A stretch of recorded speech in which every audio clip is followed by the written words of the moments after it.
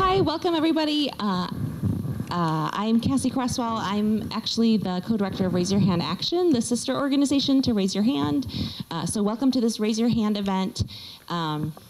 This is an important topic, and to give you a little context, since 2000, CPS has opened 108 charter schools. During that time, the enrollment of CPS has dropped by 64,000 students, and 62% of those are in areas that were experiencing high population loss. So we've had this massive expansion of schools combined with declining enrollment and continuously stretched finances. And with the passage of this new tax credit scholarship that you'll hear about tonight, there'll be two paths to further weaken the public school system, especially here in the city of Chicago, draining funding and diverting it to the private schools, and also draining children away from the public school system. So this really has the potential to be very devastating, and we really need people to be informed and to see what's happened in some of our closest neighboring states, Indiana and Wisconsin. So the program here in Illinois is starting at $75 million, and so far this year, there's only been, I think, $40 million that's been paid into these scholarship funds. So compared to the full education budget for the state, this sounds like a small amount.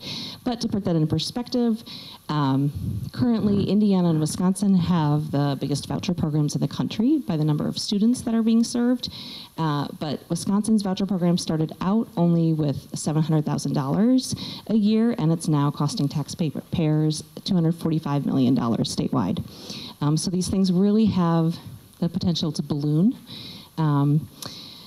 Vouchers are also now actually a dominant funding source for churches in Milwaukee, and churches that are running schools are actually getting more money from voucher funding than they are from church members. In Indiana, the original program was only 7,500 low-income students who had previously attended public school. Now it's 34,000 students. It costs $146 million statewide. And in fact, Indiana is now spending less per student than in 2009. And their state education budget is now running a deficit.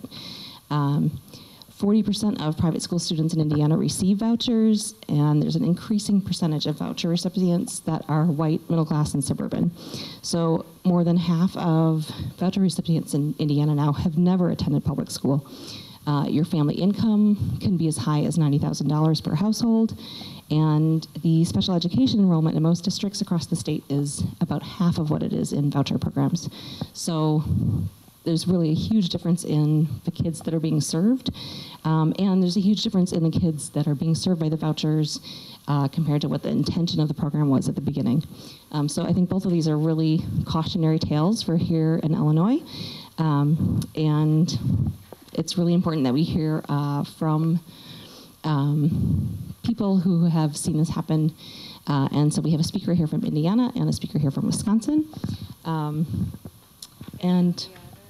And then we'll have the Illinois perspective from Bobby Otter. So I'll introduce each of them individually, and then we'll have questions for them all together as a panel, and we'll take audience questions at the end as well. So write down your question and save it. So our first speaker is Christopher Lubienski. He's a professor of education policy at Indiana University. And his research interests include charter schools, voucher programs, and homeschooling, and in general, the implications of public policy that treats the public education system like a free market. He's the author of a book co-written with Sarah Lubienski, The Public School Advantage, Why Public Schools Outperform Private Schools. This book was described by Diane Ravitch as an important book that provides clear evidence that the free market model of schooling does not match the hype of the privatization movement. So I encourage you to check that book out. Okay, and feel free to say more about yourself than my scanty introduction.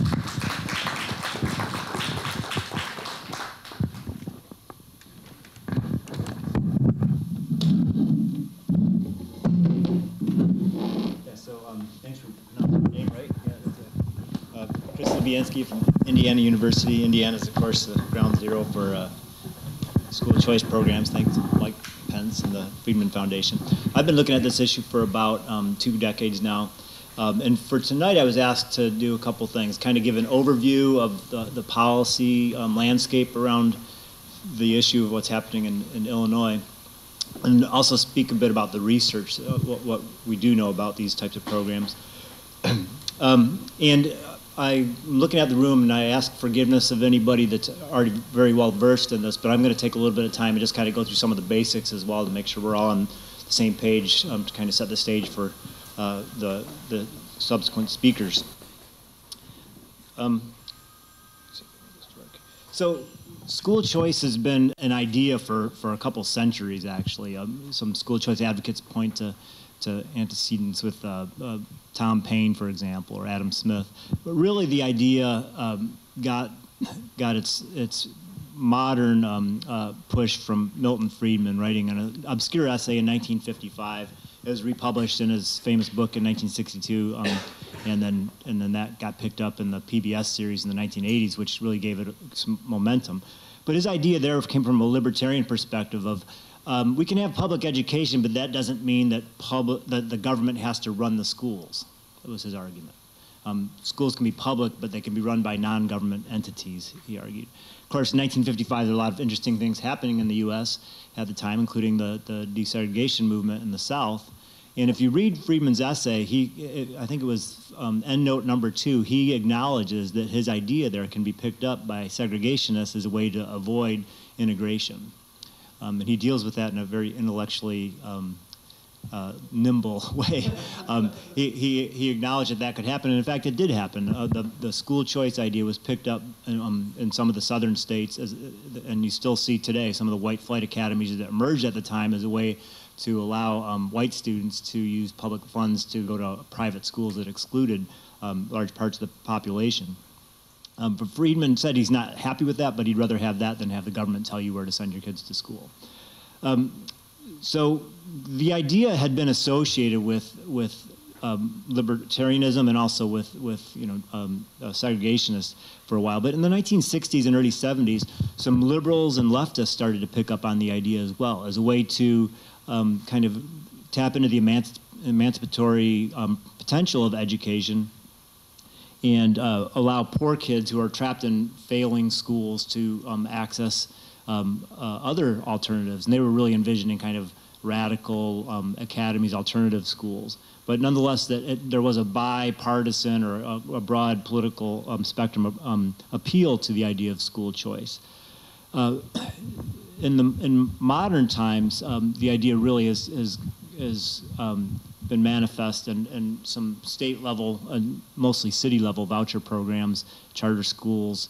In the early 1990s in Milwaukee, which we'll hear about, implemented the nation's first voucher program. Then we saw it appear in Cleveland and some other cities as well. And since that time, it's been scaled up in a number of states. And also a number of states have embraced charter schools as well, as I'm sure you're familiar, starting with Minnesota, coming from a group of progressive educators at the time. There's a number of forms of school choice in the U.S., and we often talk about choice by mortgage. People make choices of schools by where they choose to live. That gives them access to certain catchment areas, for example, or puts them in certain districts. Because of that, and because we're a very segregated society by residence, a number of reformers have picked up on this idea and say that kids should not be have their future dictated by their zip code, that we should allow that idea of choice to be embedded in policy and be publicly subsidized. So we see different ways that this is done. One is open enrollment programs. A lot of states and districts have that, where you can choose schools outside your enrollment area. Magnet schools were somewhat a response to that, although they also have a political function of keeping white middle-class families in inner city systems as well. You're all familiar with charter schools, of course, basically publicly funded but privately managed schools. And there's charter schools not just in the U.S. and 40-some states, but also in other countries as well. Colombia, Liberia, New Zealand is actually shutting down its charter school system. And then vouchers, as we just mentioned. there's a number of privately funded voucher programs, but then the publicly funded voucher programs in Milwaukee and Cleveland, those were contested, both on research grounds, but also legal grounds. And you probably know that in 2002, the U.S. Supreme Court ruled that in Zellman versus Cementeris, that in fact the voucher program in Milwaukee does not violate the U.S. Constitution on the Establishment Clause, because it's not the state that's giving money to private schools. They're giving money to families who make a private choice to do that. However, a number of states, including Illinois, have more strict language, prohibitive language in their constitutions, what are called Blaine amendments, that are more strict than the federal Constitution on that issue. And so that's been a roadblock for a number of education reformers who promote the idea of school choice. In a number of states where they'd like to implement vouchers, they haven't been able to because of that language.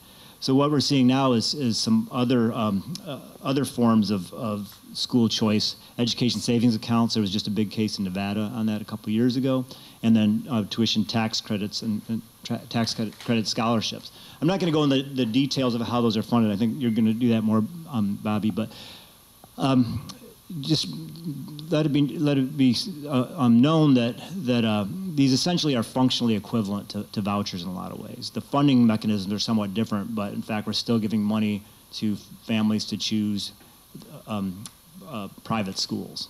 We're subsidizing that choice. There's been a lot of questions about whether or not this is privatization. In fact, that's what Milton Friedman wanted. He said very explicitly, public schools should be made private. So are these different forms of choice privatization?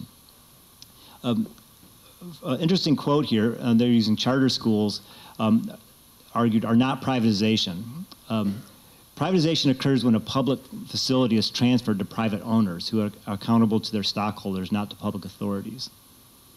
And this is clearly not the case with models such as charter schools or private operators, because they're accountable for educational and fiscal performances to public agencies, and those agencies can step in if needed. Any guesses as to who said this? This is the aforementioned Diane Ravitch, actually, before she saw the light. Yeah, she was in the Bush administration. She was arguing very much that what we're seeing in terms of education reform is not privatization. And then she writes this groundbreaking book about privatization education, where she really does see that being an issue. There's a couple factors I'd like to keep in mind here. It might be more useful to talk not about privatization, but about marketization. We're not seeing privatization like we did in South America in the 1980s, where they're taking publicly owned utilities and at fire sale prices giving them to private owners. That's not so much the issue with a lot of these models of school choice. Instead, we're seeing consumer style choice, so it turns parents into private style consumers, into private actors, where they're asked to compete and try and get the best deal for their kids. And it changes the good of public schooling, that is a public good, into more of a private consumable good. In a lot of these models, there's also implicitly or explicitly competition between providers. We're asking schools to compete with each other for the choices that parents will make, with the assumption that competition will drive improvements, will diversify the types of options that are available to students. The research is really mixed on that, and I'm glad to talk about that if you want, but that's still one of the benefits. A lot of reformers talk explicitly about, well, competition works in the auto industry, or it works for Silicon Valley, so it should work for our schools as well. But there's also the assumption here of operational autonomy, and you see this quite a bit with the charter school movement, which schools are often held up as laboratories or research and development centers, but also with vouchers as well, where the idea is that schools need to be free of a lot of those restrictions which are assumed to hold back public schools. I've done some work which suggests that's not the case, but nonetheless, that's a very primary assumption in a lot of these education reforms. And the rhetoric which is used to advance these is probably familiar to everybody here. School choice is an emerging new civil rights battle for the millennium. That's Reverend Floyd Flake. School choice for poor children is today's principal civil rights fight. It is poor parents trying to emancipate their children from the public education plantation. That's from noted civil rights pioneer George Will. So you get this rhetoric that largely promotes the idea of giving families, especially disadvantaged families, the same options that parents in rich suburban or rich districts have. And when we've done work on the stated goals for these types of policies, there's really 4 areas where we expect to see improvement. One is that idea of more equitable opportunities. That is, poor kids will have access to quality options. And if you listen closely, I'm basically repeating what you hear on NPR when the Walton family does their underwriting. And they say that pretty much, we want more kids to have access to quality options, quality choices, which is different than having access to quality schools. It's to quality choices. But nonetheless, that's the idea here, that choice can do that. Another one is innovations, that choice will spur new ways of teaching and learning. And that's pretty explicit, especially in a lot of the laws that are authorizing charter schools in different states. Another goal is greater efficiency. People often point to the Catholic school sector as doing more with less. That is, they get higher scores, but the tuition in Catholic schools is nothing like the per pupil spending in public schools. It's a really bad comparison for a number of reasons. First of all, the academic outcomes are not what they would seem when you look more closely at them. But second of all, it's really apples to oranges comparisons because of the costs foisted on the different systems are quite different. So there hasn't been much good research done on that third one. But the one that really animates policymakers and researchers is this 4th idea of higher levels of effectiveness. By promoting school choice, we unleash market forces that will lead to better outcomes. And again, people often point to other consumer markets, say that it works in other areas of your life, so why shouldn't it work for kids choosing schools as well? And that's what I'm going to focus on here is the research around that. The advocacy around school choice, and specifically with tax credits, is some familiar cast of characters. Ed Choice, which was previously the Friedman Foundation, is very active in promoting this idea. So is the Heartland organization here in Chicago. American Legislative Exchange Council has model legislation for lawmakers to take and fill in the name of their state and submit that for tuition tax credits. And of course, the Catholic Church and other religious groups are quite interested in that. And it's important to note the Catholic Church and the Catholic school systems in a lot of cities has declined in recent years as Catholic populations have left and gone to the suburbs, gone to public schools. And so they have seats to fill, and they have to close down schools unless they find a way to fill them. As I mentioned before, the strategies around here are interesting. In a number of states that push for vouchers has really run up against the wall, these Blaine amendments in many state constitutions. And so what we're seeing is a move towards these other forms of choice. Groups like the Friedman Foundation are not satisfied with charter schools. They see them as too constrained. They want to move more towards vouchers and private schooling. And so what we're seeing in a lot of states is kind of a foot in the door strategy. Let's give a voucher or let's give a subsidy to a small part of the population. It could be poor kids or kids with special education needs. Once we establish that, the legal precedent is there, then we can start to expand that. And so that's been true in a number of states. The research on these types of programs has been largely focused on the question of achievement, as I mentioned, but there's also quite a bit of research on satisfaction. Do parents like having choices? The answer, to nobody's surprise, is yes. I mean, we all like having choices. There's reasons to be very suspicious of this research, though. A lot of it's pretty bad. That tends to look at parents who are currently involved in the choice they made, rather than the ones that went to a school, didn't like it, and left. So that really biases the sample that we're getting information from for these types of studies. But this idea of parental satisfaction seems to play a lot with advocates. They really like to push that idea. Another area of research is on competition, the competitive effects. That is, if you force a public school to compete because it's liable to lose a number of its students to charter schools or to vouchers, does that force them to do a better job? That research, I would also say, is mixed. Some people would point to some empirical studies that suggest there is a competitive effect. There's different explanations for that in terms of shaming, for example, or the potential stigma attached to schools. But there's also reasons to be suspicious about that. I don't think I don't think you can come up with a lot of public school teachers who say, well, I'm doing a poor job before on purpose, and now that we have a voucher school in the area, I'm going to do a better job. A lot of them are working pretty hard already. But the other thing is we have some research that suggests that rather than doing a better job in instruction, we're seeing schools put more money into things like marketing, for example, and they're trying to target higher performing children, which leads to some sorting patterns, which there's reasons to be concerned about that. And there is some research about the segregative effects of a lot of these different choice systems, which I'd be glad to talk about. But as I mentioned before, the issue that really seems to drive a lot of the discussions, the coin of the realm here is achievement. That is, our kids who are making the choice getting a better education or getting higher outcomes once they've made that choice. And unfortunately, those things are often measured by standardized tests, but nonetheless, that's one of our better metrics at this point to look at. Some of the early studies on this topic were the official evaluations of places like Milwaukee or Cleveland, and then some of the privately funded programs in places like New York, Washington, D.C., Dayton, Ohio. The first studies, the official evaluations found that a kid using a voucher to go from a public to a private school, it really made no difference in terms of their outcomes.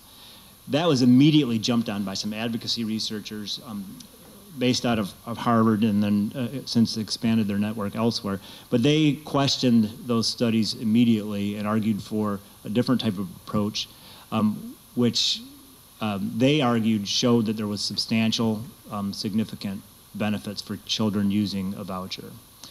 From the get-go, those studies have been contested. They're often very small scale, high levels of attrition. Kids who used a voucher, you'd see a third of them leave the program every year, which made comparisons with the control group pretty difficult. But there's a number of issues I'm glad to talk about. But nonetheless, there was a slew of what were these gold standard studies where you have oversubscribed programs, too many kids applying, only a certain number of vouchers were available. That sets this natural experiment with kids who were randomly selected to get a voucher and kids who were randomly rejected, and you can compare them over time.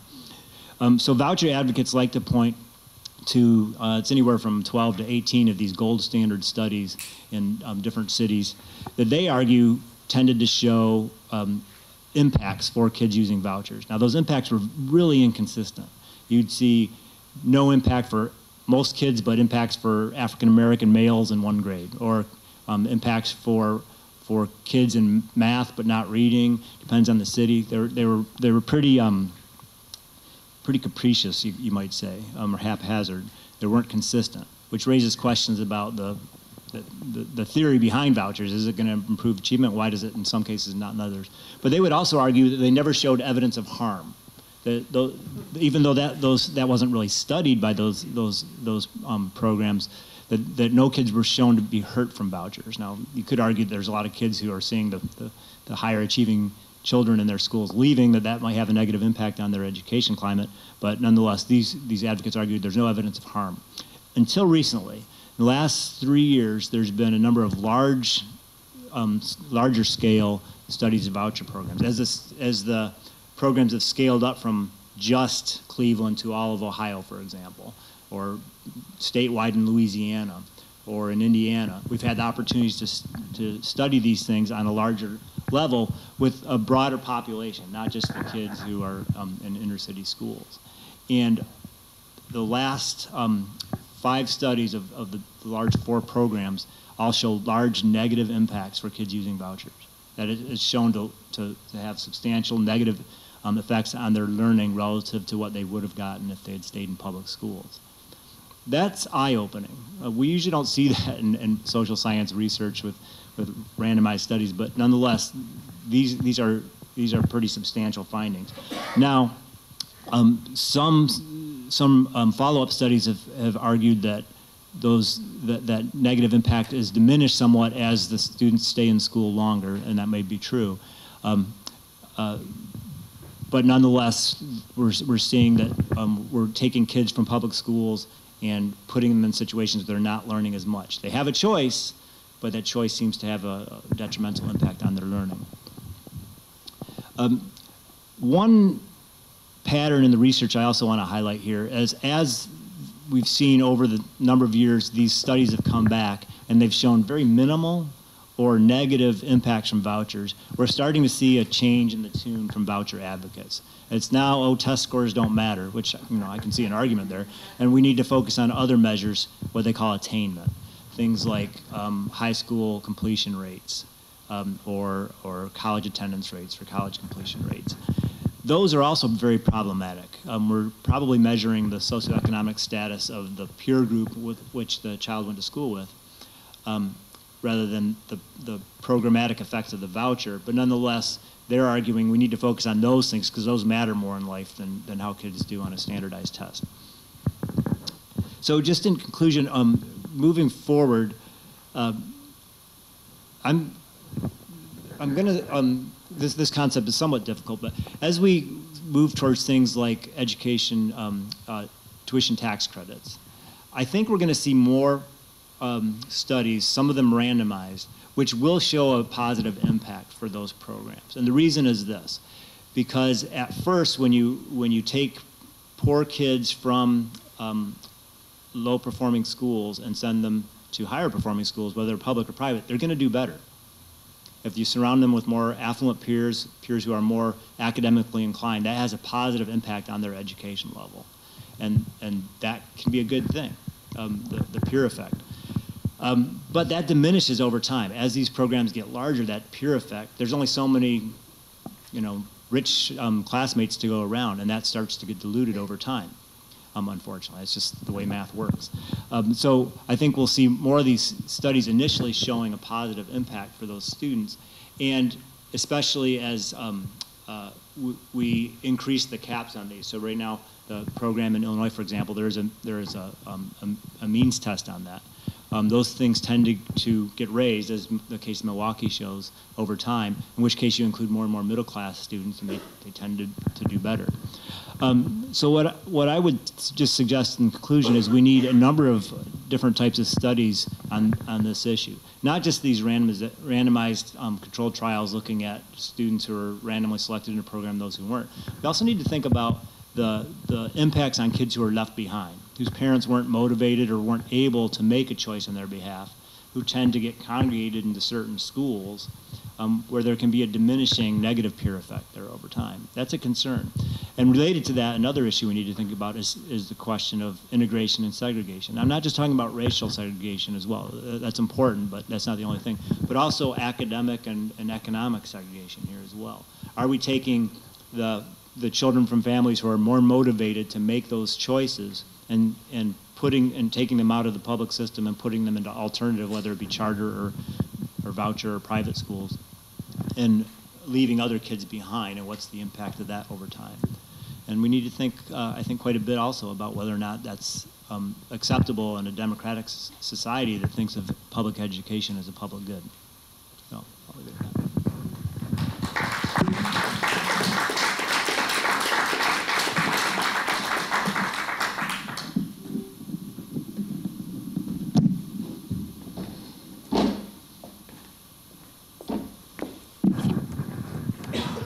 Thanks so much.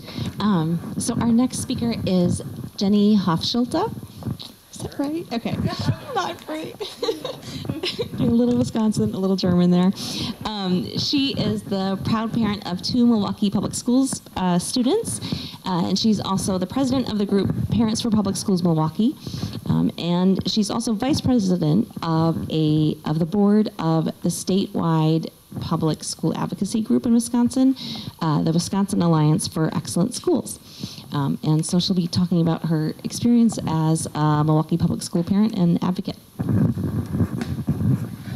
Okay, thank you. I got to just start crossing out things as you worked through his PowerPoint because I don't have to do all the backstory about vouchers, so that is nice for me. It was interesting to be asked to talk about vouchers. As much as it is a huge deal in Wisconsin and an ever-growing problem, we also have 5 different charter authorizers in our state. And so we often get talking a lot about the different voucher lines or the charter lines in the district, and not so much the vouchers anymore, but I'm happy to educate you a little bit about the Milwaukee experience. First of all, I don't know if you know this or not, but Milwaukee does not have the gold standard best public education district in the country with phenomenal outcomes. And that's much contrary to the belief of privatizers who believe if you have a voucher program like ours that was established in 1993, that competition would raise all of our boats. All it has done is diminish the population of the students receiving a good quality public education in our city down to just 77,000 students, down from 100,000, and siphoned resources out of the district and into these private schools. When the program in Milwaukee started originally, it was actually driven by a Democratic legislator, Polly Williams. She was African American and wanted to push the state to fulfill the promise of Brown that said our schools should not be separate and unequal. And in Milwaukee, we still had schools that were in neighborhoods that were predominantly African American or Latino that were completely under-resourced and ignored by the district at large. So what started out as Polly Williams' original intent of the program has been bastardized, to say the least, and what they estimated would happen within 10 years of the program's implementation would be that white people would take over how the vouchers were being spent in the city and siphon the money over to religious schools, and that's exactly what's happened. Of the 122 voucher schools in Milwaukee, 80% of them are run by the Catholic diocese or Baptist organizations in the city. And overwhelmingly, they will come out in force during times of public testimony to talk about how they wouldn't even exist if it weren't for the voucher. In 2011, we had a governor switch in our state. You might have heard about him. He wanted to be president once. But when he took a historic cut out of public schools that were already being underfunded by the state and just egregiously took away union rights and things, we had, and I should have, if I would have brought anything for the PowerPoint, it would be this picture of Our Lady of Good Counsel. And when the district had to go through and cut over $100 million out of the budget, which cost art programs and phy-ed programs and libraries out of many of our schools, they rolled out this giant banner outside of their church right across from Miller Park that said, "We still have art and music and gym." I almost drove off the road when I saw it. I couldn't believe it. But that's sort of the state of things in Milwaukee, where we are the choiciest of choicey places, and yet nobody's getting the learning outcomes that we need because no one's addressing what is actually causing children to underperform in our schools, and that's that our community is broken in many places and our families need support. With the reduction of funding to our traditional public schools in the city, we have seen literally hundreds of millions of dollars leave and go to Florida. I don't know why voucher people, when they close their school and shutter, go to Florida, but they take the money and they go to Florida is what happens. They buy Mercedes-Benz. It's really crazy.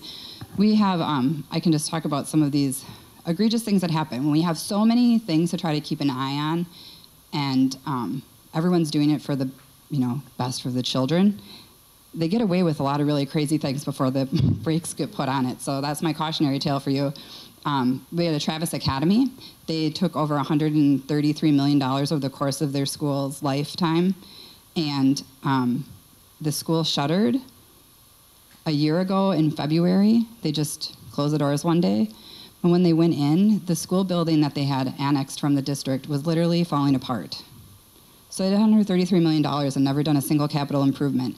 What was happening in that physical building for those children was absolutely criminal. And I'm not going to be a district apologist and say that all of our schools are shining beacons all the time, but for them to go in front of legislators time and time again and talk about being the alternative choice and a better place for children, and then for them to have been housing children in that space was really quite criminal.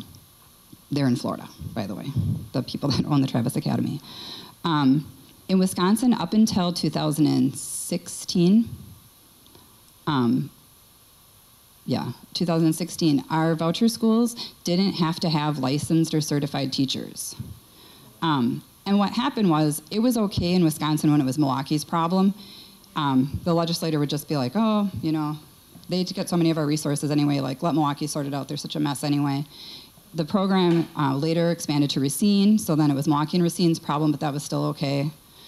And then Alec puts forth their next version of an agenda, and we have a state legislator who's now running for National Senate, and she came back and literally introduced the ALEC bill, then just like wrote in the rest of the state.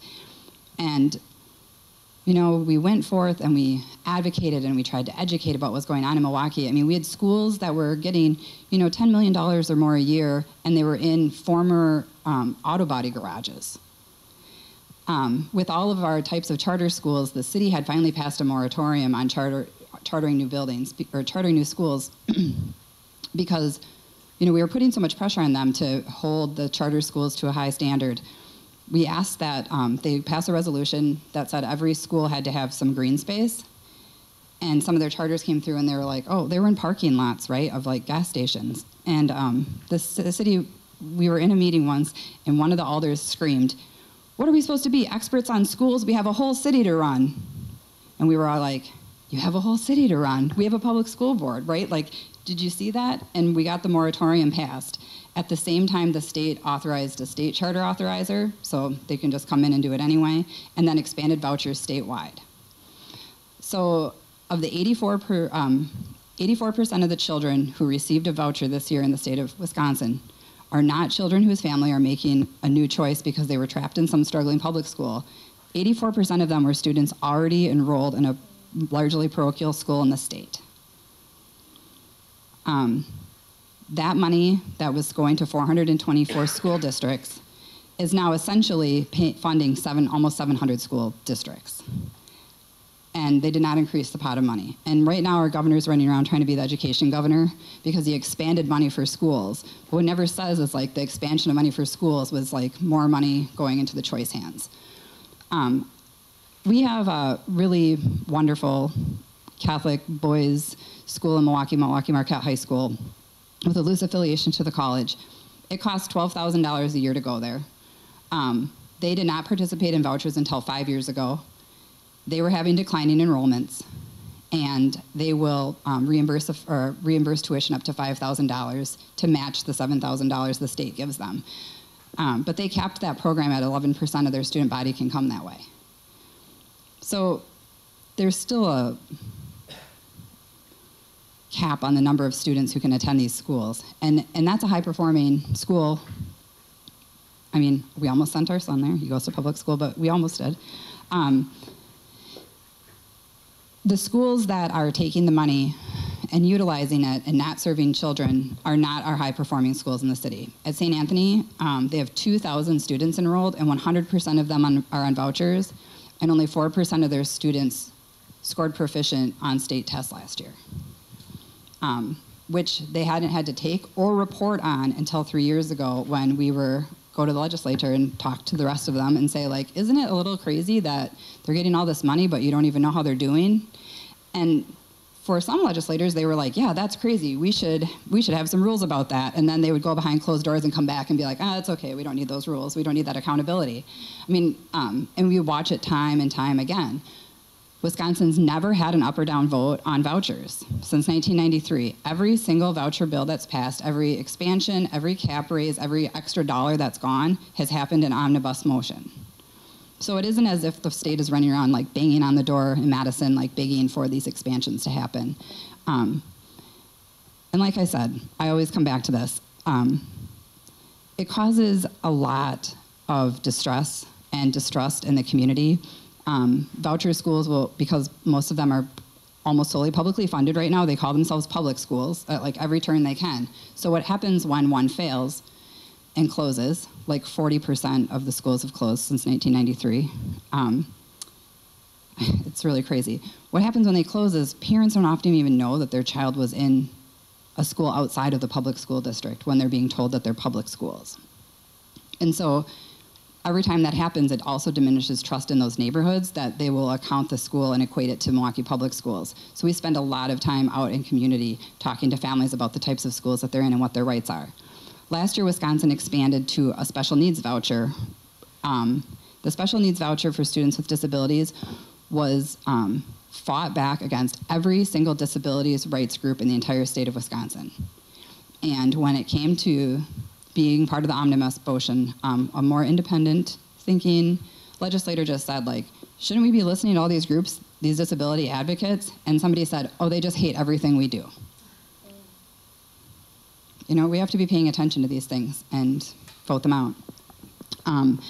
And so when they took the special needs voucher in Wisconsin now, at a traditional public school, a student's special education services are only reimbursed up to 20% in a traditional public school. The voucher schools now get a 90% reimbursement rate from the state. So at a voucher school, a student with disabilities is worth 90% more than they are in a public school. Additionally, the public schools in the region of that voucher school have to provide services. So if we have a speech pathologist and the neighborhood voucher school needs one, our speech pathologist has to give time to those students. And the billing doesn't always work back and forth. We'll just say that. And last year, Mesmer High School, which is a huge user of the voucher program, actually sued the public school district for $28 million, I think was the number, for their busing, they wanted busing reimbursement. I mean, I don't know about your public school district, but we don't really have like $28 million laying around. And so it's things like that that just create all of these constant tensions in the community and muddy the waters for parents, and it's not a choice. I don't know, do you guys do the Great Schools Guide in Chicago? We spend a lot of time educating around the Great Schools Guide. The district, and I would say the tide is turning on this quite a bit in Wisconsin because it's been done so egregiously, but the Great Schools Guide used to have like a traditional public school in MPS with like all of the dirty laundry laid out on the page. And then right next to it, it'd be like Our Lady of Good Counsel. And it would just be a blank page. And I mean, as a parent, you can feel where it would feel better to make the choice of this thing that doesn't tell you all this bad stuff. But we pushed back and advocated hard in Milwaukee that the Great Schools Guide had to list information for parents to be able to at least pretend to be making an actual choice when they're doing these things. I always feel bad when I have to go places and talk about vouchers because I can't believe they're still trying to get away with this scam around the country. I remember sitting in Washington, D.C. Shortly after our governor was elected, and Cincinnati, we were sitting with people from Cincinnati, and they were talking about the expansion of vouchers in Ohio, and just having this like sense of dread where I felt like in many ways Milwaukee was moving away from it, and like people were sort of getting hip to it. To see a national movement start pushing around it was really disheartening, to say the least. I'm trying to think of a few more good examples. I mean, they're all awful examples, but we spend time trying to team up with some of the schools that are really serving children very well and push them in the direction of like morality and being good advocates for students. I mean, it should mean something for the schools that are safe and have robust curriculums to be advocating against these schools that are popped up in gas stations. And we push back a lot on the district that they're not always, we know these schools fail, and that we don't always have like a great plan about how to go in and like cradle that school and bring the families back on board and like try to prevent students from just leaving the district or the city entirely. I would be happy to answer anybody's further questions, but I would say my biggest pieces of advice is like keep your eye on it, really be following the legislators, the language that they're using, be educating each other and stay on top of it. And I think some of the research is now bearing fruit, that it isn't this panacea that they keep on presenting to us, and there are examples all over the country.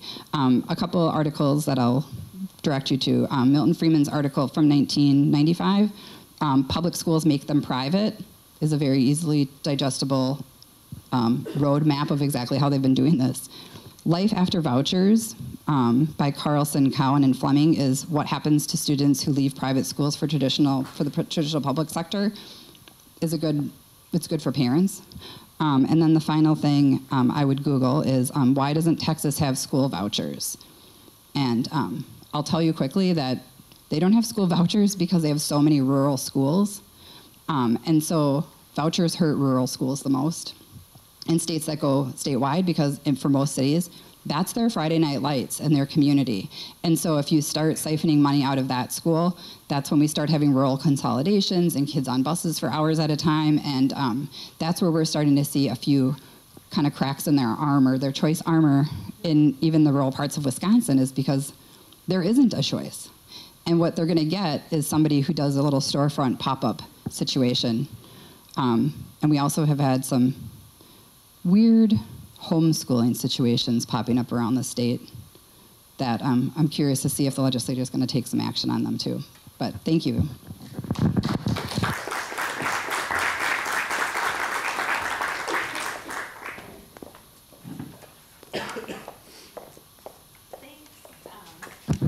I feel like we should have called this whole thing like Scared Straight.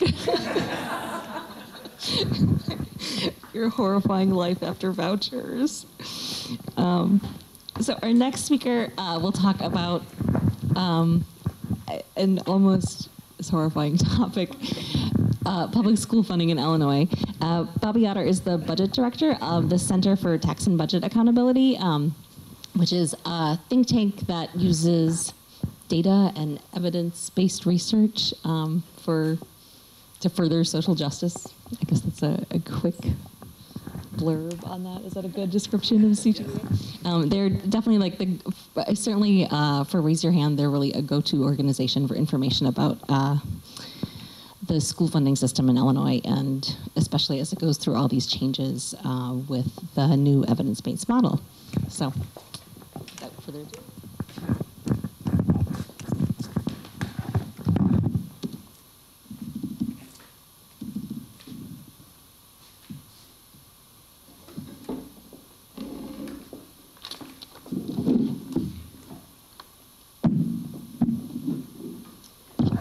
Well, hello, everyone. How are you guys doing today or tonight? Yes, my name is Bobby Otter. I'm the budget director at the Center for Tax and Budget Accountability here in Illinois, and I'm just going to talk about the law itself, how we got here, and just some of the details on the what is called Invest in Kids Act. So last year, or last summer, as you probably all know, Illinois passed a new education funding model. But before that, we had this old system in the state, which really was starting to become very dated because it wasn't getting money to where it was needed most from the school, for schools that needed it the most. It wasn't adequate. We had a system that was trying to be equitable, and it wasn't that good at that, mainly because there wasn't enough money in the system, but it definitely didn't achieve adequacy. And so the old system, it wasn't adequate, it wasn't equitable because there wasn't enough money in there, it wasn't accountable, and it wasn't based on any sort of evidence. So Illinois, in one of its rare moments, actually did good policy. We're not a state that's known for good policy, as I think we would probably all agree here, but last summer, with the passing of SB 1947, when it was signed into law back in August, that was one of those rare occasions, and hopefully the start of something new in Illinois where we start doing some good policy in the state. Sorry, so the evidence-based model, I won't go over everything because we're not really here to talk about this, but I think the big thing to kind of focus on is not what's highlighted there, number 4, is actually number 5. There's $350 million of new money that was put into the model this year. So basically all the school districts, what they got in FY17, they were guaranteed that in FY18. We're in the middle of FY18.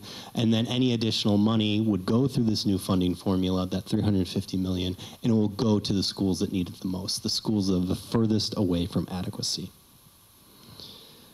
And it's doing just that. 85% of all dollars is going to these schools with low income rates of over 50%.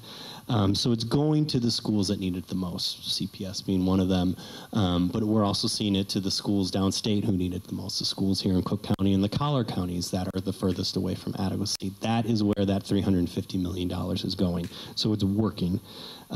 Good job, Illinois. And this is just a good breakdown of all this right here. As you can see, the big chunk of the money, the $138 million, going to those schools who have a low income enrollment of 66% or higher.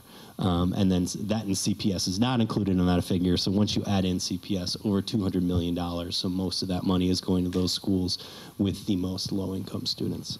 So yay, good job, Illinois. But. they had to get this passed. So how did they get it? They got it passed. They got it through the House and the Senate, but they needed the governor's signature because they didn't have a veto-proof majority on this.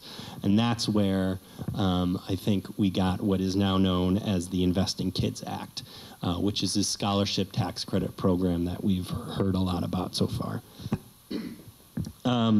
At its core, it's just a tax credit that's utilizing public dollars to subsidize private schools. And it gives parents or guardians the choice to send their kids to a private school rather than a public school. And it comes in the form of a tax credit. So it's not a traditional voucher program that we've kind of heard about with Milwaukee and to a certain extent, not to a certain extent, but also with Indiana and Ohio. But it effectively works like a voucher program at the end of the day. It's a backdoor voucher program because the money is going to the private schools because of how they set up the system. Which we will get into a little bit more. Sorry about that. So how do we, I already explained that. So, but just to give a little bit of background on the politics, in order to secure not only the governor's signature, but also the votes from the Republicans in the General Assembly, this was tacked on at the during the summer after the original bill was passed. So the original evidence-based funding model was passed. And then the politics started to happen, and this was part of the politics of it all, was getting this the Invest in Kids Act in there. This wasn't in the original bill, as I said. So this was all new. This was part of getting, the trade-off of getting this great new evidence-based model was, unfortunately, the Invest in Kids Act. So what is it? It's a 75% credit against Illinois income up to $1 million for funding for scholarships for private schools. The maximum credit is $1 million, but 75% of that would be 100. You could give $1.333 million. I think this is an important note. Taxpayers claiming the credit cannot take a charitable deduction on their federal income taxes. And this might be one of the reasons why there's still a lot of money left out there almost 5 full months into the new program. We touched on this, but about 41 million has been claimed so far. That leaves about 58 million, 59 million still to be contributed towards. Sorry. 41 million has been contributed, leaving 59 million to still be contributed possibly, and only $31 million in tax credits have been pledged so far. So not even half of the $75 million in tax credits. This is interesting because what we've seen in other states is that money is gone almost immediately, within minutes in many places. And here we are in Illinois, 5 months into this new program, and there's still a lot of money out there to be had. So, a little good news in all this. It is the credit is capped at $75 million statewide. It is given out on a first-come, first-served basis. And individuals may designate where their money is going to, like a specific school or group of schools. However, corporations cannot do this. And a donation may not be designated to an individual scholarship recipient, so an individual kid or something like that. The money that is donated goes to these scholarship granting organizations. Corporations or individuals gives to these SGOs, who then give the money, and then they actually disperse the money, the funds to the private schools from there. The big SGOs out there are Empower Illinois and the Big Shoulders Fund.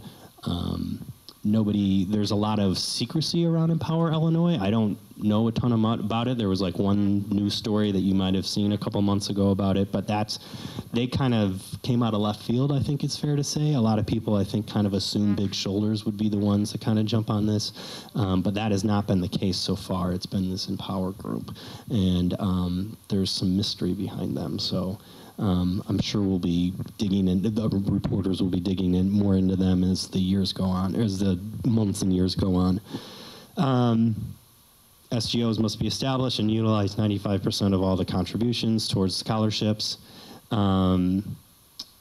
and individuals must, so if you want to receive a scholarship to send your child to a public school, you must apply to the SGO. Sorry about this, getting over a cold here. So who can receive the scholarship? When first applying, no more than 300% of the federal federal poverty level. We'll actually get to that in a second on the next slide, and up to 400% in the following years. To be eligible, you must live in Illinois and attend a public school here in Illinois, or registering for school here for the first time. Priority is given to those who are closest to the federal poverty level, 185% or below. Students in districts with underperforming schools, siblings, or received a scholarship last year. Going back to the federal housing or federal poverty level, as you can see in the graph below, so if for households between 250, I'm going to start from the bottom for some reason, but between 250%, 400%, they'll get 50% of the base amount of the scholarship, and then it goes up from there. So those who are closest to the federal poverty level will get 100%. I think it's important to note for a family of 4 with 2 kids, the 400% of the federal poverty level is $900 or pretty much $100,000 in income. So, you know, this is going to allow families who I would say are pretty strongly in the middle class, if not further beyond that, to be able to access some of this scholarship money either this year or down the road. The base amount is for the scholarship is the lesser of either the statewide average of operating costs or the actual tuition and fees of the school. And this can be adjusted depending on disabilities, English learners, and gifted students in the school. The credits are awarded by region. It says geographically proportionate in the law. And what actually ends up happening is that Cook County ends up being overrepresented from a population standpoint. Half of Illinois does not live in Cook County, yet 51% of all the scholarship monies will end up in scholarship money will end up in Illinois. So this is partly because there's more private schools in the Cook County area than there is downstate.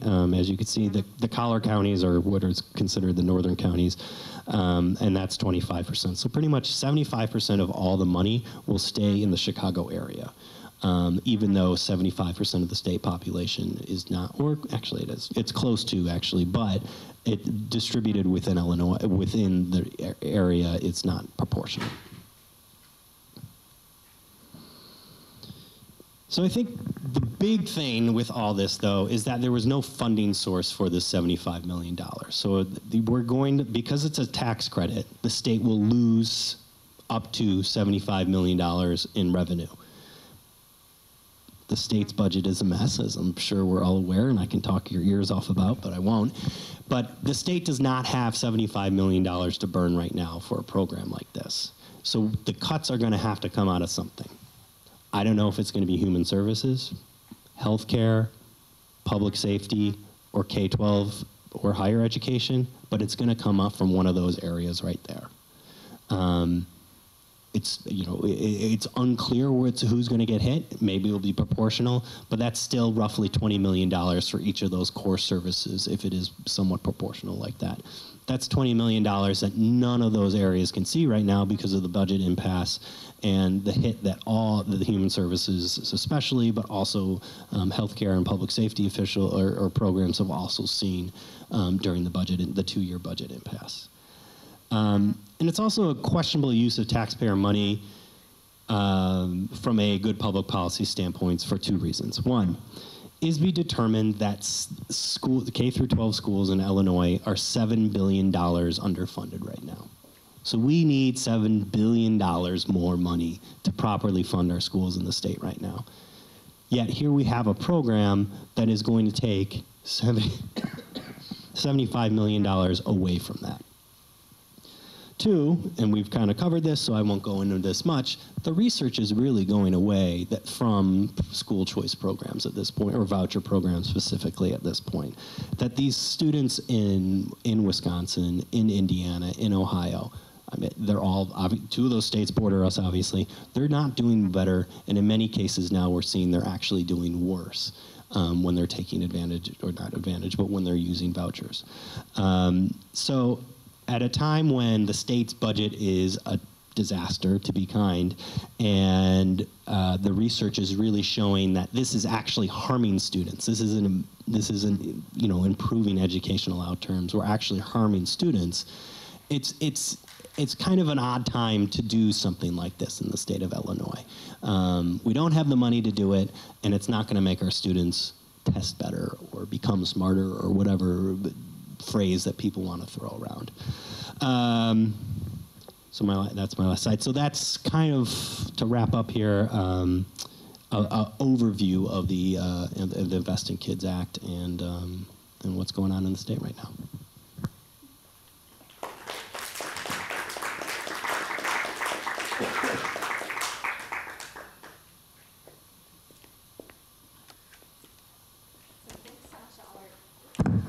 Thanks so much to all our speakers. We'll bring all our speakers up now for a panel. Our panel moderator is Eric Reyes. Eric's both a CPS parent and a CPS alumni. He serves on the board of Raise Your Hand, and he has a master's in sociology and education from the Teachers College of Columbia University. In his day job, he works with teen learning in libraries with U Media, and he's also a member of the Chicago ACT Collective, which is a group of art activists. And he is kindly going to moderate our panel. Thank you.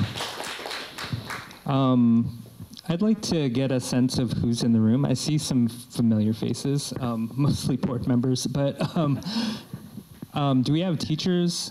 Any teachers in the room? No, probably too tired to be here. Any students, any grad students?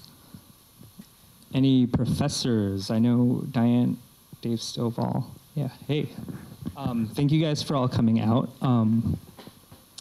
So also I'd like to just highlight that we're in the middle of our spring fundraising. So if anybody is kind enough to give us some donations, we'd really appreciate it. Thank you guys. Thank you, panel. I'd like to start with Chris. We haven't really heard much about like the federal role. Can you talk maybe about like what the role of the U.S. Department of Ed has been in voucher or choice programs even? Really interesting question. Obviously, education generally is a prerogative reserved to the state, so there hasn't been a large federal role in education until recent decades. But it is a politicized issue, and so a number of Republican administrations have talked about voucherizing, for example, Title I money, letting families getting those federal funds use them at public or private schools. Congress has been hesitant to do that, and I think there's some racial issues there, but partly they don't want to go back to their own constituents and say, yeah, we're integrating your schools by letting kids go to your schools. So they haven't. Congress has been hesitant, except in the case of D.C. Since Congress has oversight over Washington D.C., they have implemented a voucher program there, a pilot program. So they're quite willing to experiment on those kids, but they haven't pursued it. But the Department of Education, I think Betsy DeVos in particular, she's been using it more as a bully pulpit. She's been obviously one of the biggest cheerleaders for school choice and vouchers, and that's pretty much the extent of her reach there in that role. Is she's still cheerleading for it, but there's really not a lot she can do without getting Congress on board.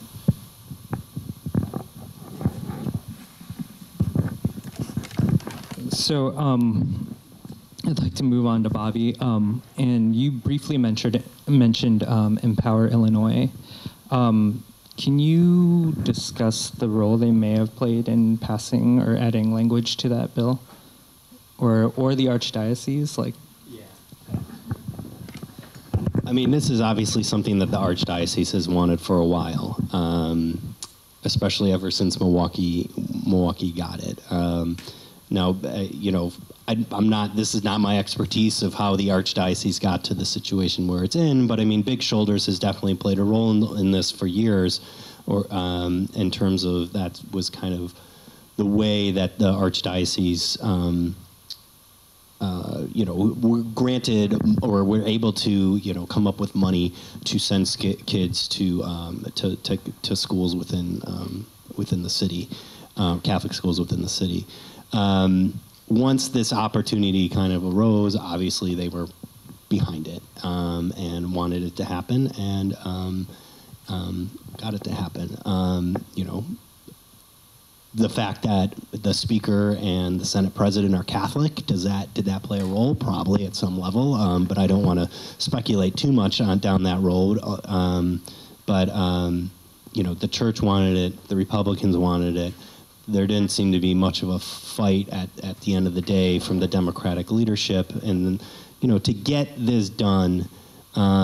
You know, I kind of more see it as a necessary evil at this point, and hopefully we can start chipping away, because the evidence-based model is just so important for the state, because it's going to show us not only how underfunded our schools are, but it's going to hopefully start getting money to those schools as we hopefully start putting more money into public education statewide. If not, then basically we just gave away a new tax credit for $75 million for, you know, $350 million in year one, and then no movement when it comes to education funding. So, you know, 10 years from now, if we've pumped $4 billion, $5 billion in the K through 12 education, and we've kept the tax credit at $75 million, hey, maybe this will be a victory. But if 10 years from now, we've only put in, you know, $500 million, barely, probably even keep up with inflation at that point level, and public education in the state is still underfunded, and we still now have this 75 or even higher $1 million tax credit, then that would be a big loss at the end of the day. So hopefully the next step now is to get the funding in, so that even though we have this bad element to this bill, to the evidence-based funding bill, hopefully that it's just a bump in the road to actually improving the K through 12 education statewide.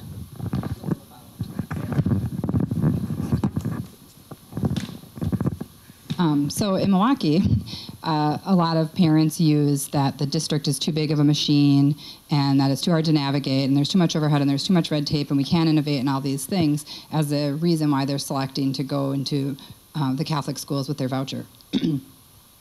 Well, we've had a merge over the last 4 years with the rapid rate of voucher expansion, and our cap going from families making $43,000 a year or less up to $74,000 or less, with it going up to $109,000 over 5 years.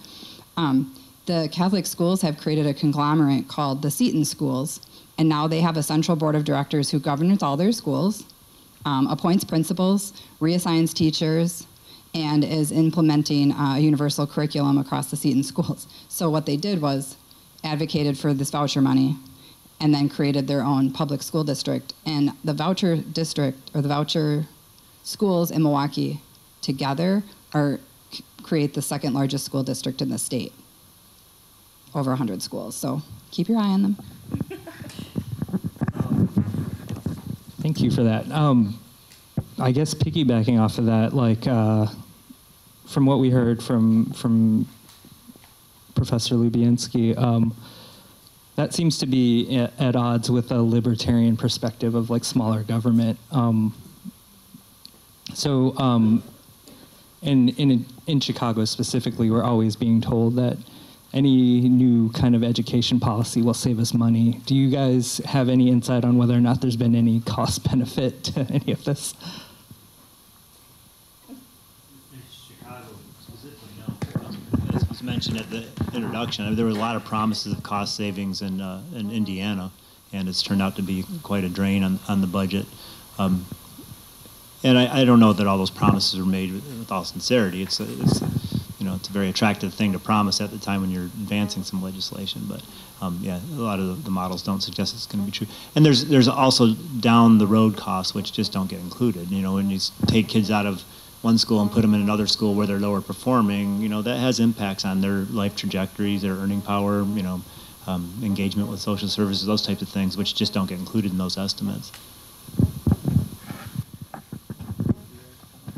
I'll just say that over the years, we have noticed an increase in voucher advocates coming to the State House when we're advocating about school funding and asking for more money. Now they're up to a $7,500 reimbursement in Wisconsin. And, you know, it's this funny thing that they talk about cost savings, but for $7,500, that's more than some of our rural districts get per pupil.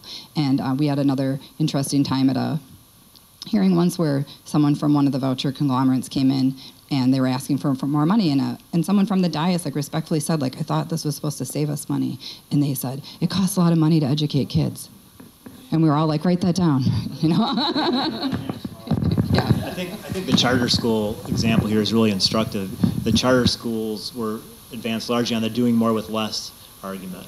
That freed from bureaucracy, not having to hire certain types of people, they wouldn't have those same expenses, and they would do better. And people often pointed to the Catholic school system as the reason for that, if charter schools could do that. But we're seeing now that exact argument from charter school advocates of, well, we don't have parity. We don't get as much money as the local public schools, which also have to pay for transportation and special education services and educating kids in different languages. So it's an interesting argument. But at the same time, we're seeing a massive growth in the administrative level at charter schools. Some very highly paid executives, a lot of associate this and vice that. And so we're seeing that kind of replication of bureaucracy that they were supposedly going to prove was unnecessary. Another interesting thing about this, and I'm not sure how Illinois' program will work specifically or how it works in other states, but in Wisconsin, on the third Friday of September is the state count for students, and that's where you get your pre-pupil allotment. With the voucher programs, if a student is counseled out or the families leave sometime between that third Friday when they're counted at that school and January 1st, when they come back to the public school district, even if it's on the Monday after the third Friday, the district doesn't see a reimbursement for that child until January 1st, and it's only about 33% of the voucher cost. So you could have 5 or 6 kids come back in September, and a principal wouldn't have budgeted for those students, and they're only going to see about a third of the money come back from them.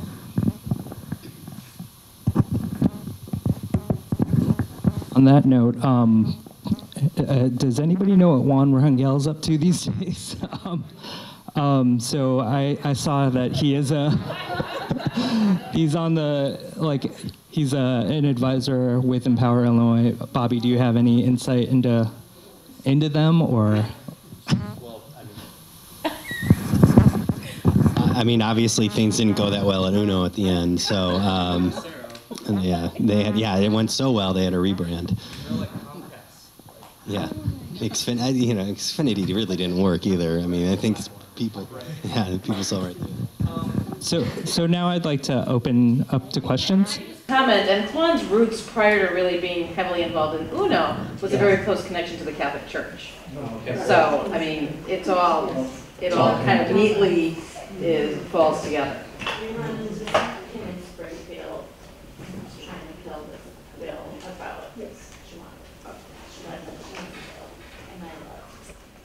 We're going to talk about it later. Forget it. Jenny, did you have a question? We're doing Facebook Live, and somebody named Juan Rangel commented hello and a smiley face with little hearts. I can't really tell if it's him or not, but he might be watching right now. Say hello to him. It's all good. Question from Dave. This is, thank you all, everybody, for your comments. This is a question for Bobby. I'm thinking about, if you think about the evidence-based funding that was allotted, and then if you think about the 75 mil that they are now keeping, and they're handing it off to these scholarship granting organizations, I'm thinking about like 175 mil that the state doesn't have, but it's not a big pot. But this thing around those organizations, who's allotting, who has named or vetted these particular organizations to be the scholarship granting organizations? Yeah, I mean, they have to be 501c3s. Let me use my cheat sheet here. Yeah, they need to be tax-exempt nonprofit 501c3s. They must apply to the state, to the Illinois Department of Revenue. As far as the standards or the levels that they have to meet from a policy perspective, I don't know enough about that to comment fully. So like who's policing them is a good question, especially with the rise of Empower, because nobody really saw this coming, as far as I'm aware. And so, there's a lot of mystery behind Empower. And considering some of the people associated with it and their past, specifically with UNO, it does probably raise some questions of, that you're bringing up. Are they going to be legitimate organizations 5 years from now, or are we going to see situations where they take the money and run?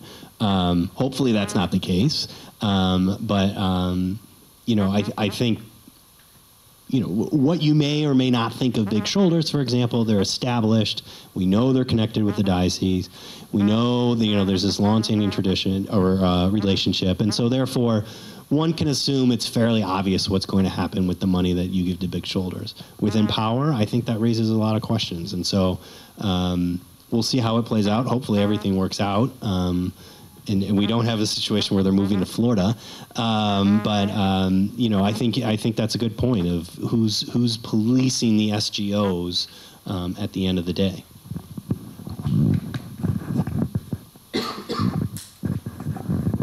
Bobby, you said at the beginning of your talk, I didn't quite get the statistics and the information about how much of the money is actually being used and it's not being used because of the limits on, I didn't get all that. If you could just talk about that a little again. Yeah, so it's how much money is basically out there still from the new bill, from the Invest in Kids Act. So it's $100 million can be donated, and so far only about $41 million has been donated. So therefore, contributed, in contributions. That leaves roughly $59 million that can still be contributed to the Invest in Kids Act. And you think that maybe because? It's possible one of the reasons behind, this happened quite quickly. There was only, the bill was signed in late August, so you really only had a couple months to kind of, establish SGOs and get everything up and running. And I think that's one of the reasons that you heard early on, especially of why the money wasn't claimed immediately effectively, because it is first come, first serve, but that hasn't been a problem right now. There's still, I think, what did I say, 34 million or a little 31 million that has been claimed. So there's still upwards of over $40 million that can still be claimed. So I just lost my train of thought.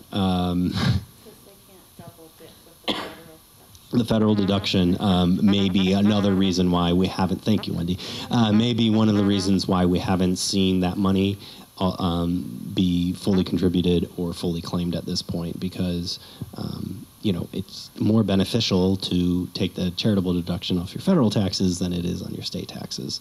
Who knows with the new law, with the new federal law that might change, but I kind of highly doubt that at the same time.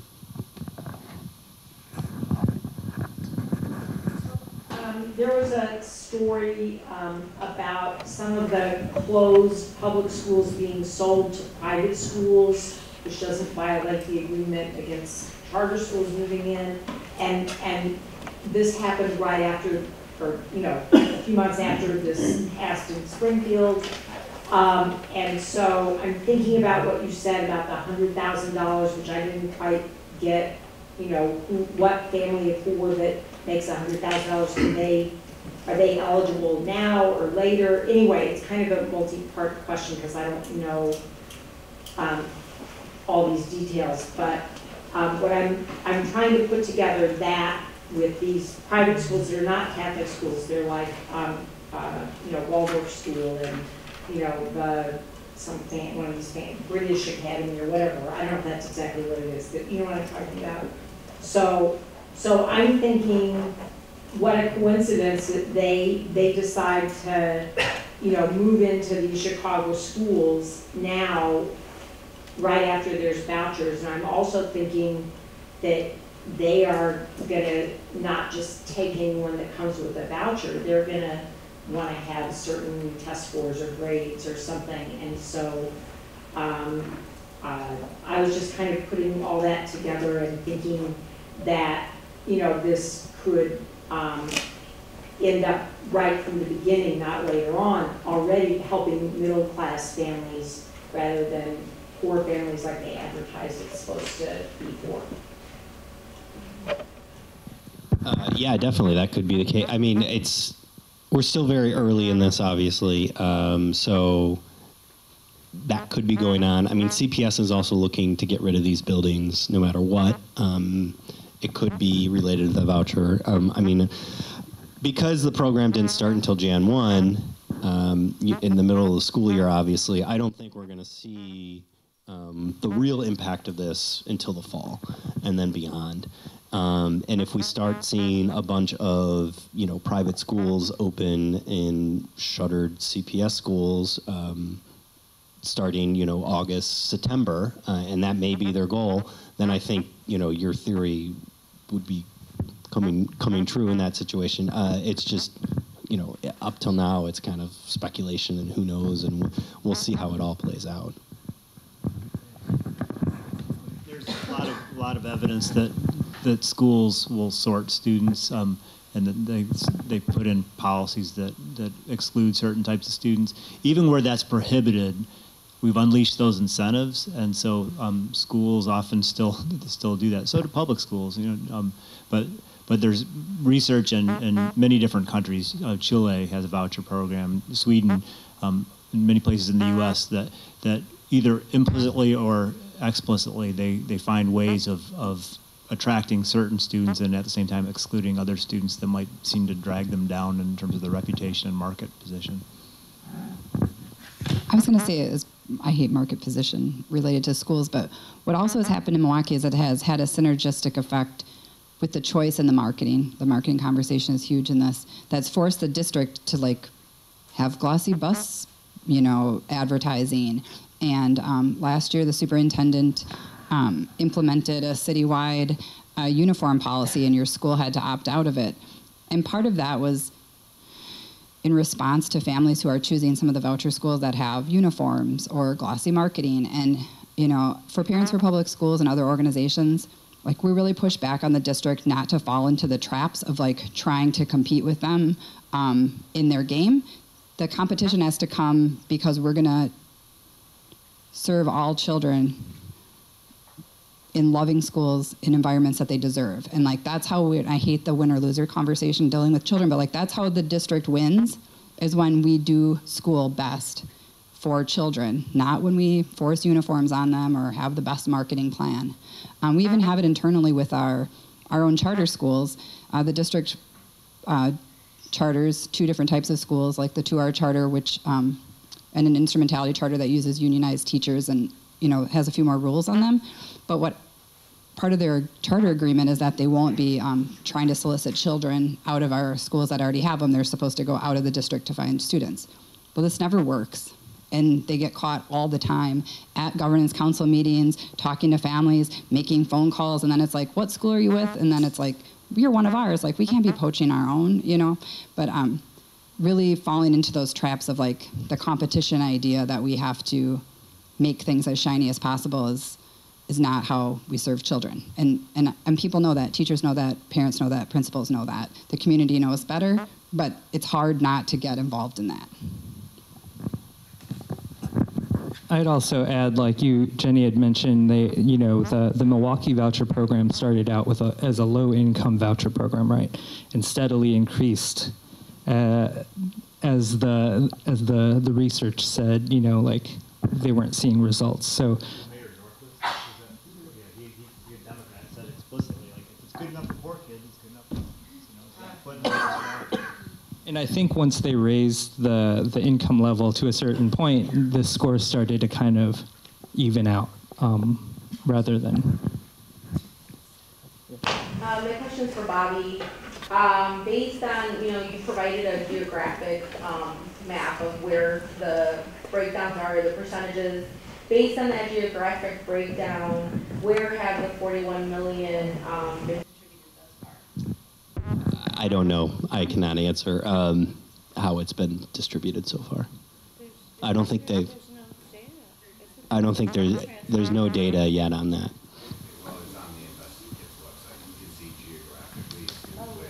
Oh, they have. 5 million in Region 1, 5 million in Region 2, and spread elsewhere. So there is the state of Illinois did a wonderful job on the website in terms of where things are going geographically, and it's constrained to those geographies as to where it goes more specifically within those. That's going to be dependent on the first come first serve timestamp, right? The order that people come in. So is it proportional? Is it all dollars are distributed as the proportions already? So it doesn't matter if the money where the money's coming from. It's all that did was they set the geographic availability of tax credits to those regions. Mm-hmm. And just to point out, you made a comment about it before. If you look at the poverty within those regions, it actually correlates pretty darn well.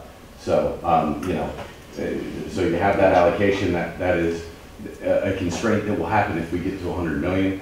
As it stands, we're not even close to it. We're 30 out of the 51 million roughly in Region 1. We're 5 out of the 20-ish in Region 2, and so on and so forth.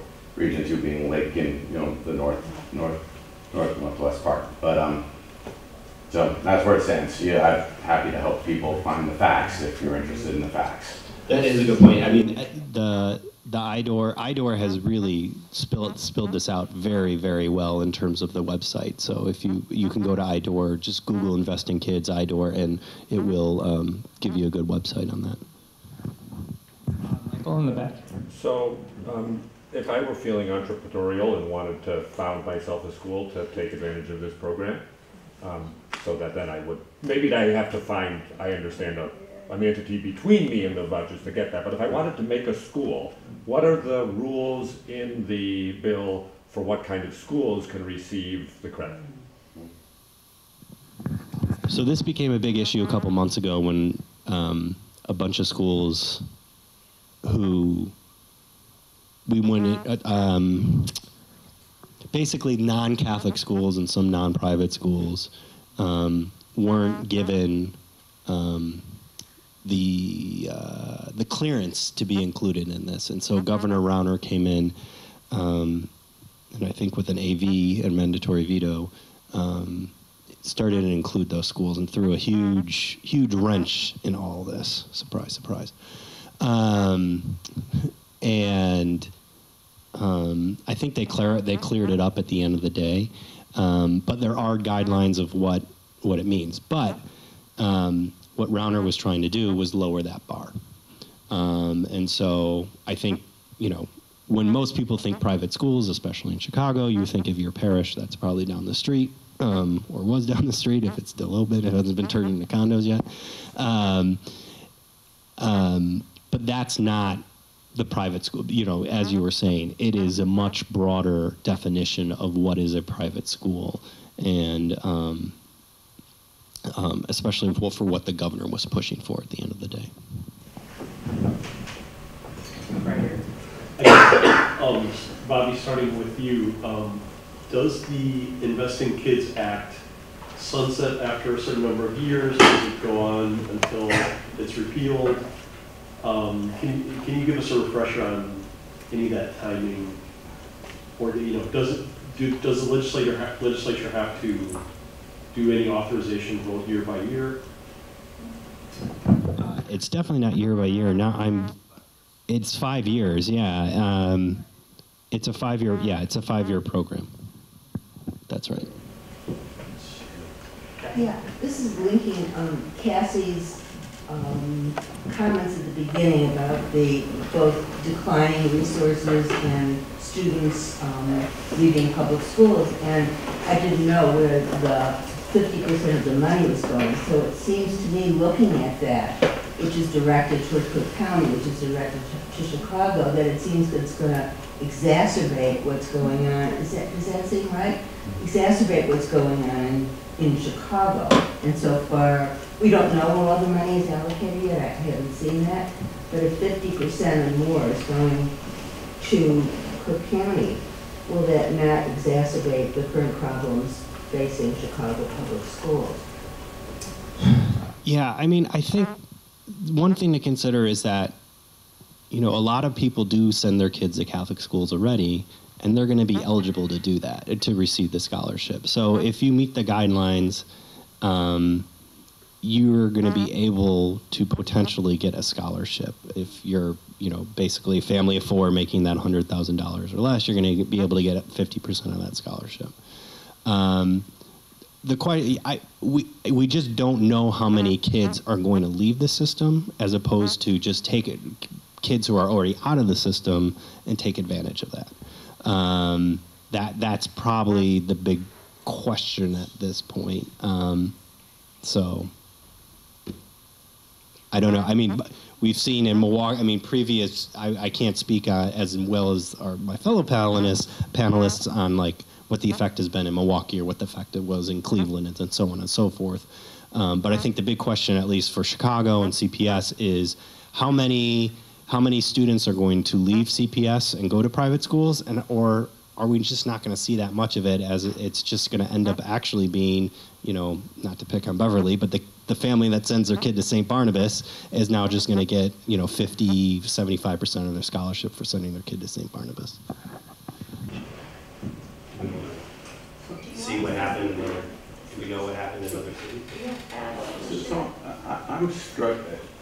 I'm struggling to reconcile some of the things I'm hearing about funding and diversion of funding and wanting more funding and all this. So work with me for a second, right?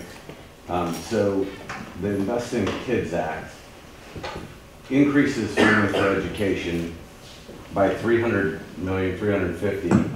Sorry, the evidence-based formula to $350 million. That was an increase in funding. Well, there was an appropriation to increase the K-12 budget by $350 million, which now goes through the evidence-based funding. Oh, right. So okay. So that was an increase in funding. Just for FY18. Okay. And then on top of that, there's $75 million in tax credits for the Invest in Kids, which would leverage an additional $25 million from the private sector, so an extra $100 million, right? That is available for education writ large. Now, for educating our children. So this is in the private sector versus the public sector, okay?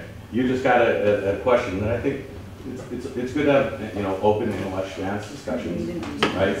Of that, so then the question is, I think I'm hearing a concern about what happens if enrollment leaves, you know, CPS, right? And kids go to those private schools. If it went to 100%, if all that money went to kids already in Catholic schools, then there's no impact on enrollment, right?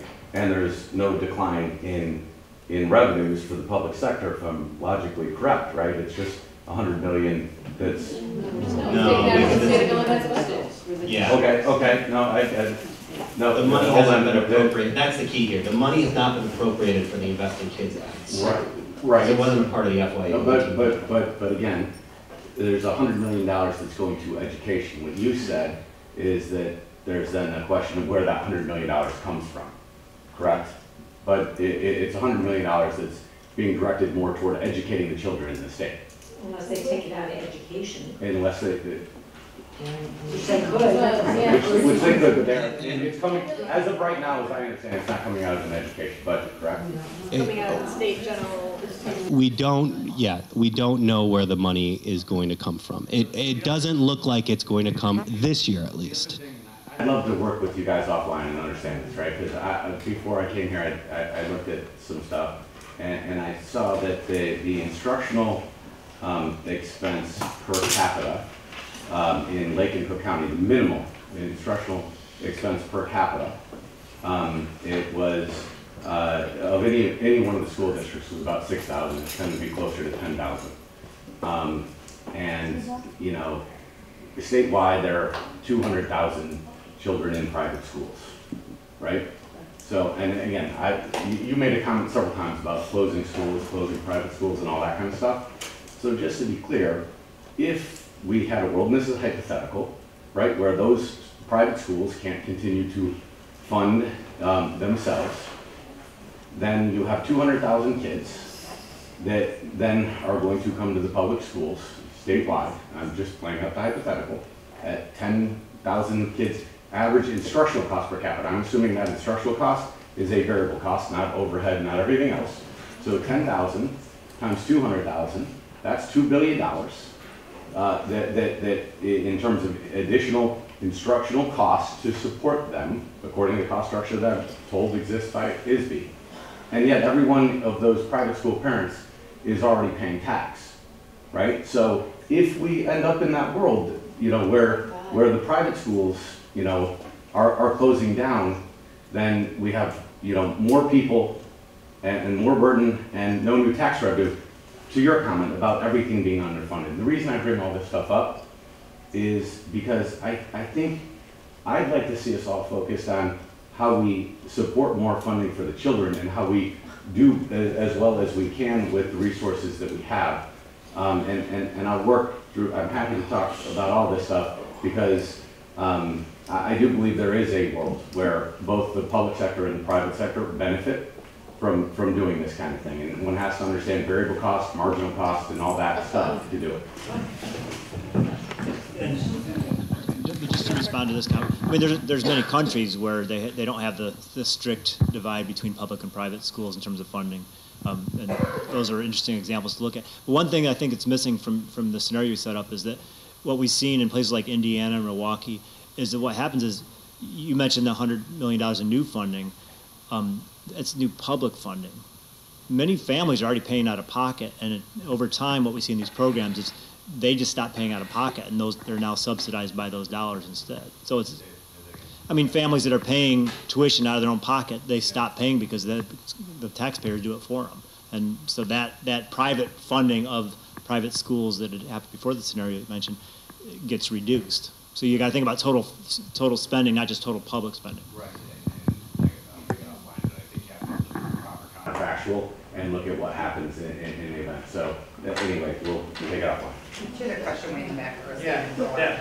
Well, you know, I think I agree that you're missing some fundamental pieces, and you know, just to accuse us all of not understanding basic economics and concept of counterfactual seems a little.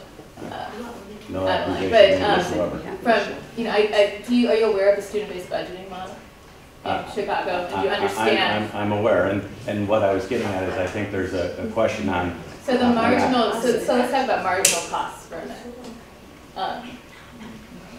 minute.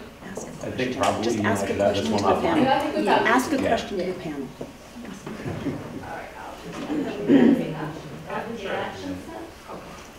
More questions? Go ahead, Diane.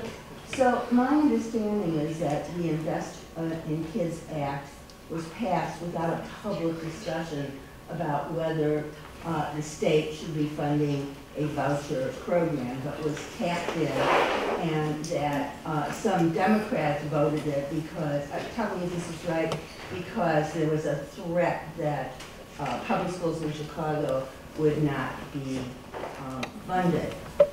So that the public has been deprived through their legislators, is this right, of having a full, robust discussion about whether or not the state wants this plan. But I want to mention one thing, and I don't remember the name of this, but Cassie does.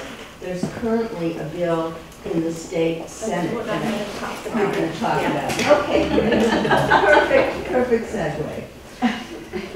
No more questions? No, just sorry. That's okay. Go ahead. Just last one, and this is for Jenny in the middle, okay?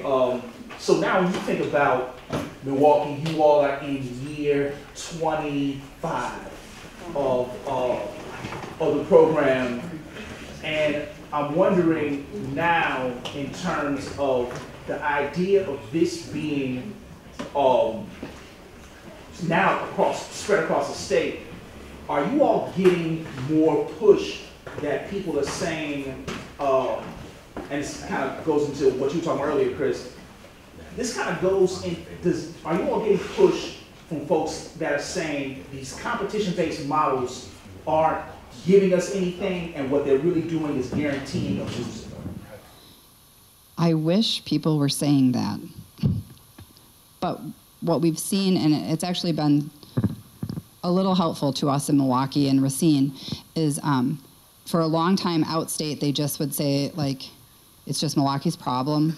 And the vouchers rose in at the same time the state tried to do a takeover of the Milwaukee Public Schools last year through our county executive. And what happened was the night that they passed the Opportunity Schools Partnership Program, it was in omnibus with this voucher situation, and there was language in it that included a school would qualify to be taken over near the Fox cities, and they're largely Republican area legislatively, and their legislator was like, what? I have a school that could qualify for this? And they quickly, literally, rewrote it and changed the benchmark for it in the moment. And I think what happened there was it gave advocates around the state, like, this is not a conspiracy theory. This is a concerted effort to undermine our schools. And I don't think parents using the voucher think of it that way or understand it bigger systematically. And I don't blame parents for the choices that they make for their children, right? Like, I believe we're making choices on our hearts. But outstate now, the advocacy tone has changed. And I think we've been able to fight back a little bit against some of the other stuff and the rapid expansion of voucher because other people are now saying, like, oh, it's not really working in Milwaukee. I guess it could happen here. And a lot of schools districts have done some of their own chartering, and this hasn't worked out. So they also have examples of where it's not working out for them, using charters as a competition model too. So, but I think community has to see it for themselves to get on board, and that is really hard to watch.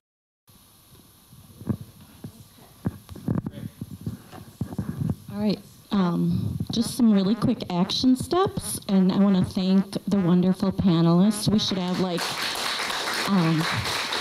and thank you, Eric. We should have 500 people in the room because this is really important. I'm Wendy Catton with Raise Your Hand, and right now I'm speaking. I'm also the co-director of Raise Your Hand Action. We work on legislative issues. And so one really, really important thing you can do right away this week is call your state senator.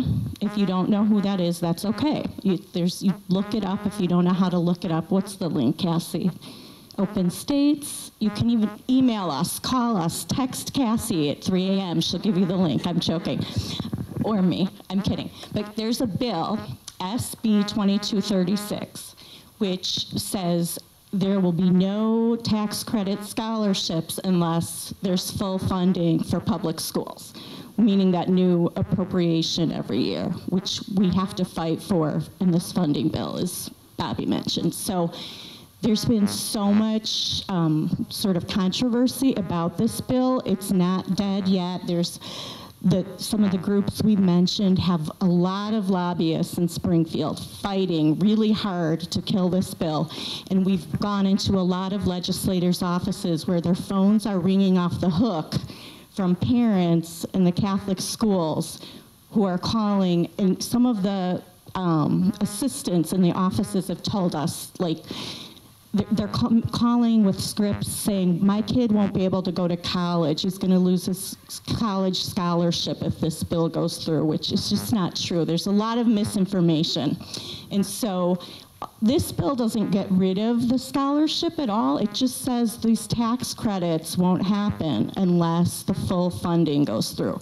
So I know this can be boring and wonky and all that, but the place that I think we often lose steam is where we need to connect this policy stuff to activism, and we can get stuff done when we do that. So if you can leave and just say, okay, I'm gonna do this one thing. It's super easy. You just call your state senator's office. You say, I really want Senator so-and-so to support SB 2236. And that's it. So that's one thing. Another thing is there's this huge how do I put it? I don't know, thing growing with this Empower, with the religious groups that are supporting this stuff now, and they've become very active. And in Texas, a group formed called Pastors for Texas Education, where they're organizing pastors for whatever, something. What? I keep forgetting. Texas Pastors for Children, sorry. They've been organizing clergy to stand up for public education in Texas to oppose all this. And they've also been working with other states. So, and I just started emailing with and so I apologize for forgetting the name, but emailing with the director there to get some information on how to do that here. So if you belong to a church or a mosque or a temple or whatever, reach out to your clergy and talk to them about this issue and ask them if they would like to get involved. Because I think I read there were over 200 groups involved or had already signed up with Empower before they got this through in Springfield. So it's really important to hear from the other side, you know, of that. Were you going to say something? Oh, okay. And so if that's something you can do, we could possibly have a meeting if there are a group of clergy that want to get together to talk about organizing, if people could reach out to their folks to talk about it. So that's another thing. And then obviously just keep sharing this information that you learned tonight. Share the Facebook Live link when you get it. CAN TV will have a video. And tell your friends about this, because as we've seen from our neighboring states, this stuff generally grows. We've been told by some of our friends in the legislature, oh, don't worry, we'll get rid of this program. That generally doesn't happen. Once you give something to someone, it's really hard to take it away. So do those things when you leave here. Thanks for being here. Thanks to Kenwood for hosting. Thanks to all the raise your hand folks for making this happen.